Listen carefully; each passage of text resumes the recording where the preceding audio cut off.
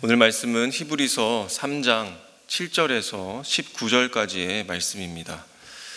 우리 이 말씀을 교독하신 후에 19절은 합독하도록 하겠습니다. 그러므로 성령이 이와 같이 말씀하셨습니다. 오늘 너희가 그의 음성을 듣거든 너희 조상들이 광야에서 시험받던 날에 반역한 것과 같이 너희 마음을 완고하게 하지 말아라. 거기에서 그들은 나를 시험하여 보았고 40년 동안이나 내가 하는 일들을 보았다. 그러므로 나는 그 세대에게 분노해서 말하였다. 그들은 언제나 마음이 미혹되어서 내 길을 알지 못하였다. 내가 진노하여 맹세한 대로 그들은 결코 내 안식에 들어오지 못할 것이다. 형제자매 여러분 가운데 믿지 않는 악한 마음을 품고서 살아계신 하나님을 떠나는 사람이 아무도 없도록 여러분은 조심하십시오. 오늘이라고 하는 그날 서로 권면하여 아무도 죄의 유혹에 빠져 완고하게 되지 않도록 하십시오. 우리가 처음 믿을 때 가졌던 확신을 끝까지 가지고 있으면 우리는 그리스도께서 주시는 구원을 함께 누리는 사람이 될 것입니다. 오늘 너희가 그의 음성을 듣거든 반역하던 때와 같이 너희의 마음을 완고하게 하지 말아라 하는 말씀이 있는데, 듣고서도 하나님께 반역한 사람들이 누구였습니까? 모세의 인도로 이집트에서 나온 사람들 모두가 아니었습니까? 하나님께서 40년 동안 누구에게 진노하셨습니까? 죄를 짓고 시체가 되어서 광야에 쓰러진 그 사람들이 아닙니까? 하나님께서는 누구에게 하나님의 안식에 들어가지 못하리라고 맹세하셨습니까? 순종하지 않은 사람들에게 하신 것이 아닙니까? 함께 읽겠습니다. 결국 그들이 들어갈 수 없었던 것은 믿지 않았기 때문임을 우리는 압니다. 아멘. 오늘 말씀은 어제 대제사장이신 예수를 깊이 생각하라, 그리고 확신한 것을 끝까지 굳게 붙잡으라 라고 하는 그 말씀을 이어갑니다. 오늘 7절은 이렇게 시작하고 있습니다. 그러므로 성령이 이와 같이 말씀하셨다. 그런데 사실 오늘 본문 7절에서 11절까지는 다윗이 지은 시를 인용한 것입니다. 시편 95편을 인용한 것이죠. 그럼에도 불구하고 성령이 말씀하셨다 하는 것은 지금 이 다윗 시대에 지은 이 시의 배경과 또 그 시편 안에 등장하는 그 출애굽 후의 이스라엘 모습과 역사를 관통해서 지금 로마 박해를 받는 그 그리스도인들이 현재 인지하지 못하고 또 통찰하지 못하는 그 하나님의 그 기독교의 중요한 섭리를 이 깨닫게 할 하나님의 말씀이 있다라고 하는 측면으로 우리가 이해해 볼 수 있겠습니다. 오늘 본문 중에서는 중요하게 생각되는 단어 3가지가 있습니다. 저는 이 단어를 가지고 이 묵상한 말씀들을 함께 살펴보고자 합니다. 그래서 그 첫 번째는 오늘 7절 말씀에 있는 오늘이라고 하는 단어입니다. 이 오늘은 어떤 날, 어떤 시대의 오늘일까요? 먼저 이 말씀은 다윗의 시라고 했습니다.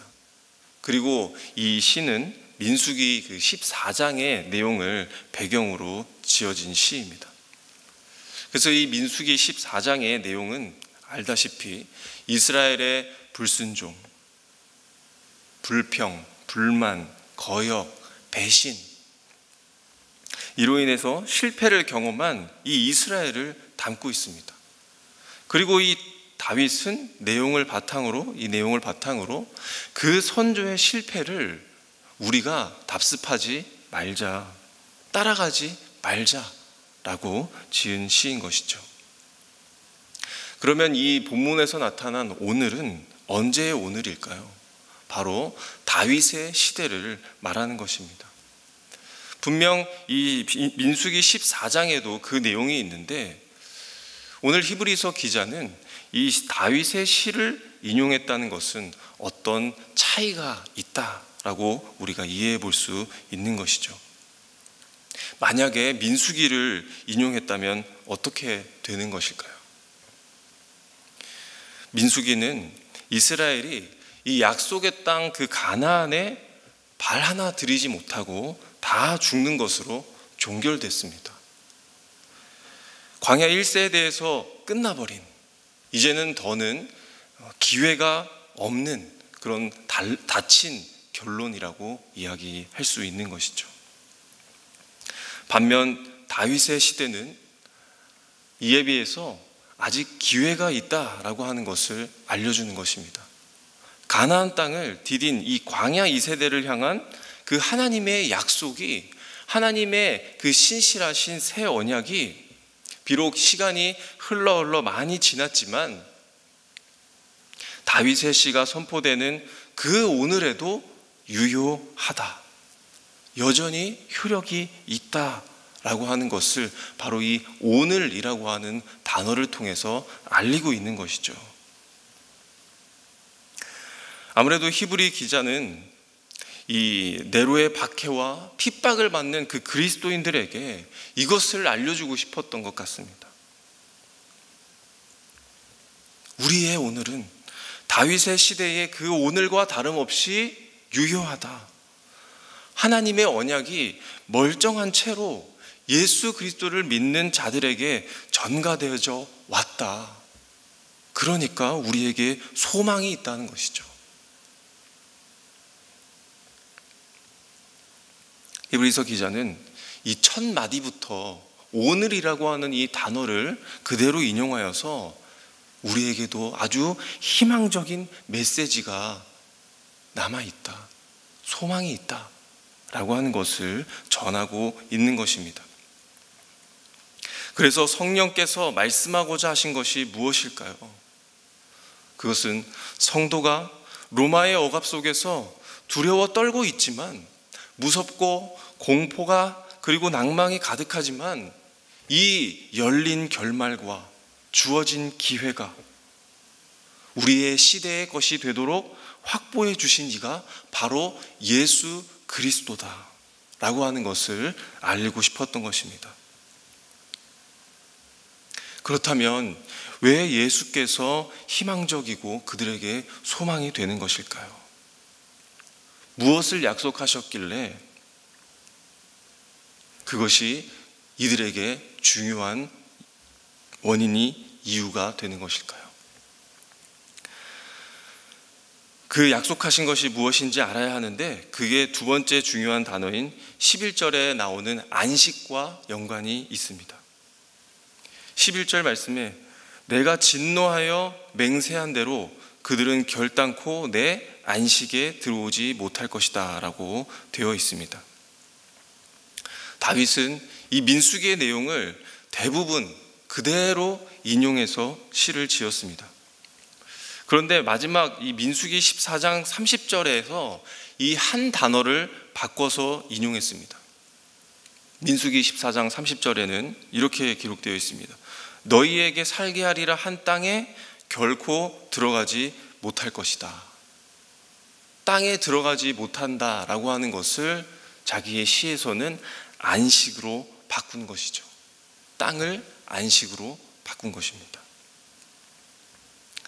거의 대부분 똑같이 인용하고 마지막에만 이 단어를 살짝 바꿔서 인용했다라고 하는 것은 일단 의미가 같은 것인지 아니면 다른 것인지는 잘 모르겠지만 어느 정도 연관성이 있는 것으로 느껴지는 것이죠. 사실 구약에서는 이 가나안 땅에 들어간 것에 대해서 안식이다 라고 하는 이 직접적인 표현이 잘 나타나 있지 않습니다. 그렇지만 우리가 하나님의 그 이스라엘을 향한 구원 사역을 자세히 들여다보면 왜 안식이라고 했는지, 왜 그렇게 다윗이 바꿔서 말했는지 우리가 이해해 볼 수 있습니다. 하나님은 자신이 하신 그 언약으로 모세를 세웠고 출애굽시켰습니다. 또 새 언약을 가지고 여호수아를 세워서 가나안 땅으로 들어가게 하셨습니다. 그런데 이 출애굽하기까지가 430년이라는 기간, 또 하루도 거르지 않고 쉰 적이 없는 그 이스라엘의 고된 노역, 억압을 당했고 착취를 당했고 그들의 삶은 수치스러웠고 꽤나 모욕적인 그런 삶을 살아갔던 그들이었습니다. 그리고 출애굽한 이후에 광야에서의 40년, 그 40년 동안은 어땠습니까? 춥고 배고프고 헐벗었고 땅을 방바닥으로 삼았고 하늘을 이불 삼아서 정처 없이 떠돌아다녔던 그런 삶이었습니다. 그리고 그 광야에서는 언제나 생명의 위협을 받는 그 두려움을 가지고 벌벌 떨면서 살아왔던 그들이었습니다. 그런 백성에게 하나님께서 정말 주시길 원하셨던 것은 무엇이었을까요? 정말 젖과 꿀이 흐르는 그 땅이었을까요? 하나님은 자기의 백성에게 무려 470년간의 그 흐른 세월 속에 주시기를 원하셨던 것은 바로 안식이었습니다. 이 안식을 위해서 하나님은 그 이스라엘 백성을 출애굽시키셨고, 하나님은 그 안식을 위해 가나안 땅으로 하나님은 인도하시기를 원하셨던 것입니다. 마찬가지로 이 히브리서 기자는 그렇게 이야기하는 것입니다.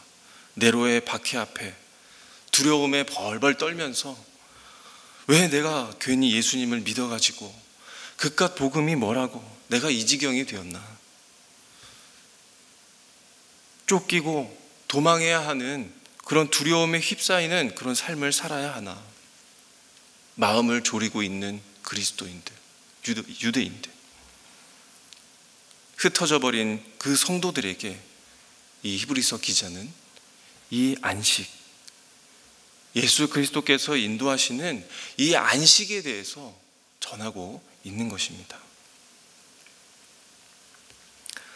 평생 애굽에 있을 수밖에 없는 그들을 모세로 말미암아 출애굽시키고 여호수아로 말미암아 가나안 땅으로 인도하여 안식을 누리게 하셨는데, 하물며 선지자보다 천사보다 모세보다 뛰어난 그 예수 그리스도께서 우리를 안식하도록 인도하신다면 그 예비하신 안식이 정말 상상이야 되겠느냐 라고 하는 것을 생각하도록 만드는 것이죠.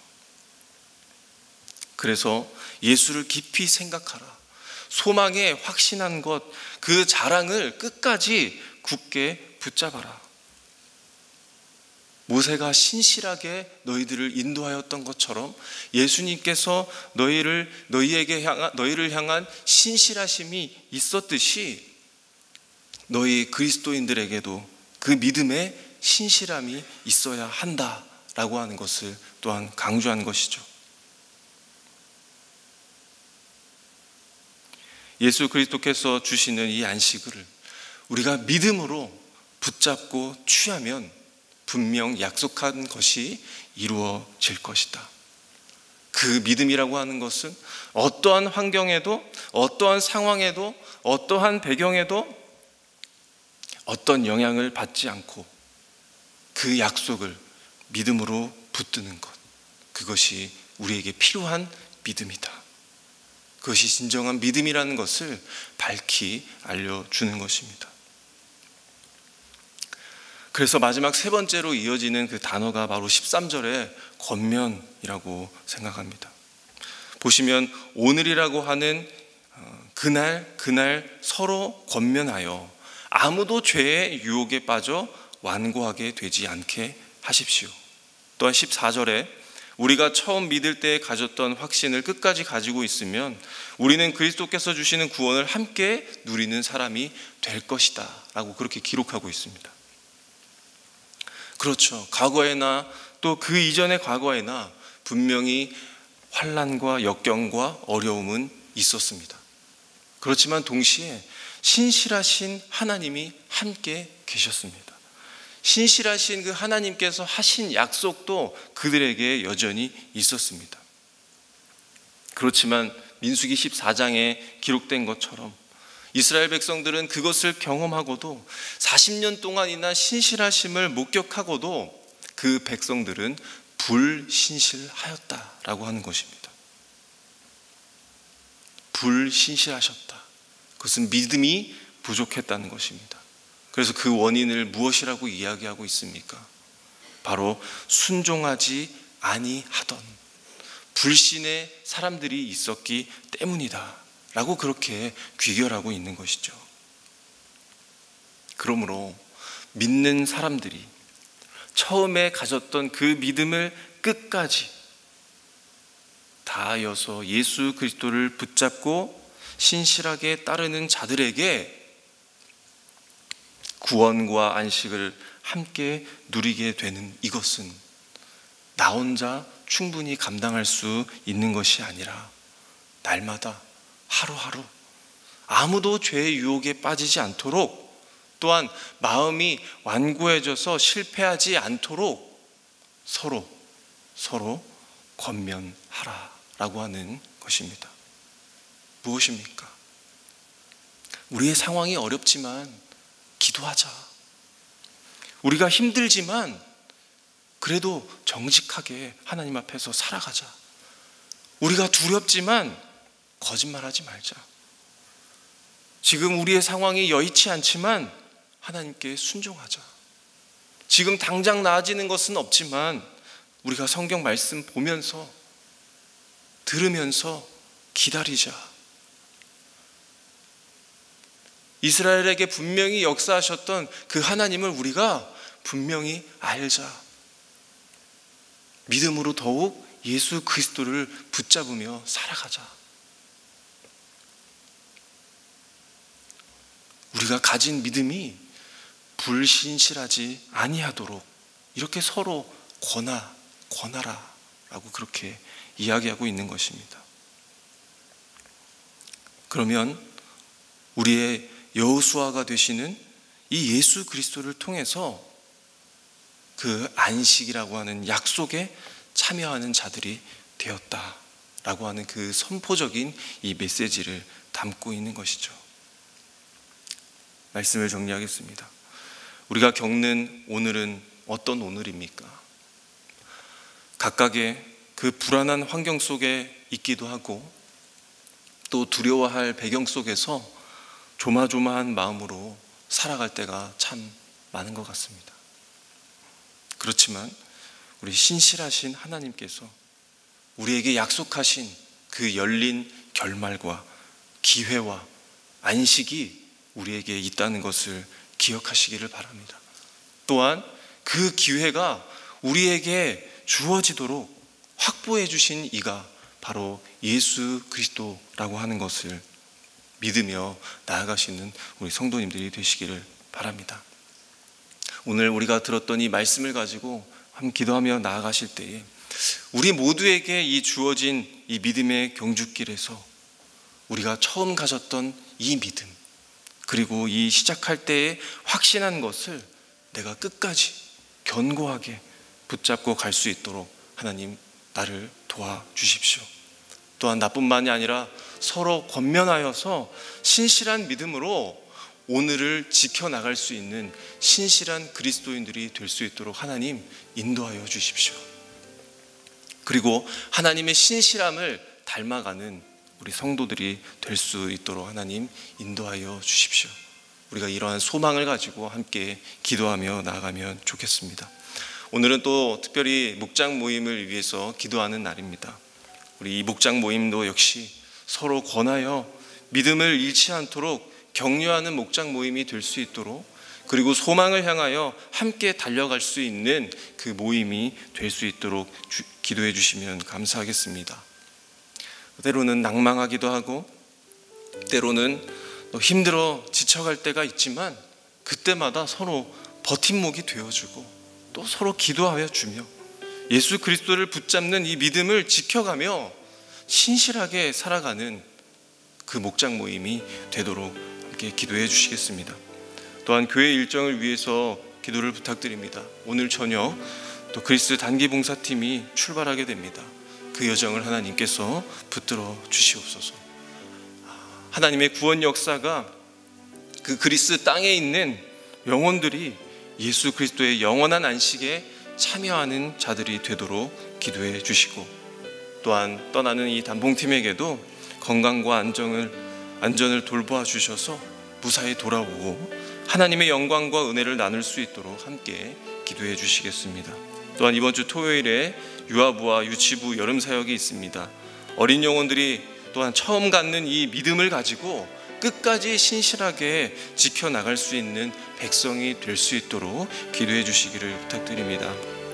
또한 또 여름 사역을 위해서 준비하는 또 많은 또 교사 목자들과 스태프들과 우리 교육자들을 좀 기억해 보면서 또 준비한 이 모든 것 위에 하나님의 인도하심을 목격할 수 있도록 또 하나님 앞에 영광 올려드리는 이 성경학교로 세워가 주시기를 우리 함께 기도하신 후에 각자의 기도 제목으로 기도하시고 돌아가시도록 하겠습니다. 함께 기도하겠습니다.